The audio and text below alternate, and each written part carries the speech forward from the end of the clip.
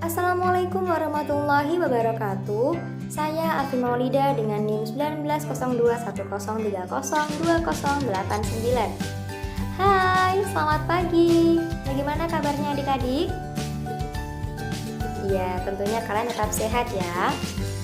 Oke, meskipun kita berada di era pandemi, kakak harap kalian senantiasa belajar dari rumah dengan giat dan tetap semangat. Pagi ini kita akan mempelajari salah satu submateri pelajaran SMA sejarah kelas 10 sesuai dengan kompetensi dasar 3.6 yang berbunyi menganalisis karakteristik kehidupan masyarakat, pemerintahan, dan kebudayaan pada masa kerajaan-kerajaan Hindu-Buddha di Indonesia, serta menunjukkan contoh bukti-bukti yang masih berlaku pada kehidupan masyarakat Indonesia masa kini. Dalam buku Kehidupan Masa Pra-Aksara, Masa Hindu-Buddha dan Masa Islam karya Triworo Setyaningsih, tata kehidupan masyarakat yang diatur melalui lembaga kesukuan selanjutnya berubah menjadi lembaga kerajaan atau lembaga negara. Nah, pedagang India ke Nusantara ini tidak hanya berdagang. Karena lamanya menunggu kapal, akhirnya mereka menetap dan membuat suatu pemukiman. Dari sinilah mulai terjadi pertukaran kebudayaan. Kemajuan yang menyorot dari sistem kerajaan ini adalah sistem birokrasi yang merupakan alat menjalankan pemerintahan. Dalam menjalankan pemerintahan, terdapat pendelegasian kewenangan kepala pemerintahan atau raja melalui pemimpinan di bawahnya sesuai bidangnya masing-masing. Pengaruh kebudayaan Hindu-Buddha dapat dilihat dari peninggalan-peninggalan dalam berbagai bidang. Di antaranya, yang pertama ada bidang keagamaan. Nah, Nusantara telah memiliki kepercayaan berupa pemujaan terhadap roh nenek moyang. Kepercayaan tersebut memiliki dua sifat, di antaranya animisme dan juga dinamisme. Coba adik-adik, apakah kalian ada yang mengetahui apa makna dari animisme dan dinamisme? Oke, belum tahu ya. Jadi animisme ini merupakan suatu kepercayaan terhadap suatu benda yang dianggap memiliki roh atau jiwa. Sedangkan dinamisme suatu kepercayaan bahwa setiap benda memiliki kekuatan yang gaib.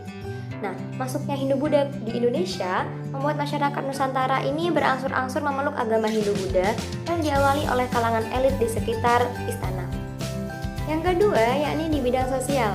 Masuknya kebudayaan Hindu menjadikan masyarakat Nusantara mengenal adanya sistem kasta.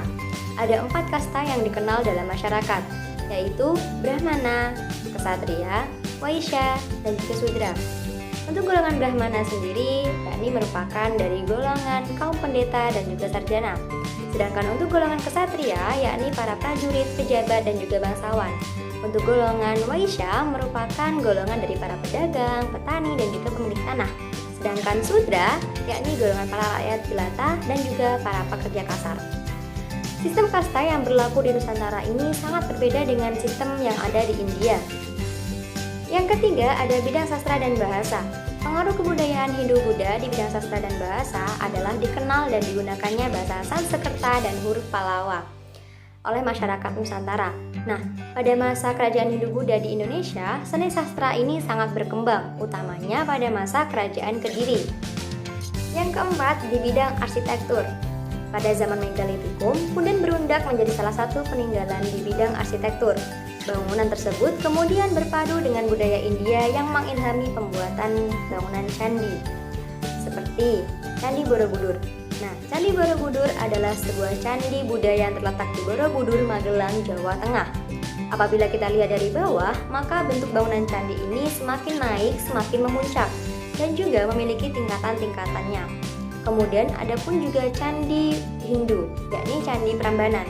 Candi Prambanan atau Candi Roro Jonggrang adalah kompleks candi Hindu terbesar di Nusantara yang dibangun pada abad ke-9 Masehi. Candi ini dipersembahkan untuk Trimurti, 3 dewa utama Hindu, yaitu Brahma sebagai dewa pencipta, Vishnu sebagai dewa pemelihara, dan juga Siwa sebagai dewa pemusnah. Oke, jadi gimana nih? Udah pada paham belum terkait pengaruh kebudayaan Hindu-Buddha yang ada di Nusantara? Kakak harap kalian tetap semangat ya meskipun belajar dari rumah.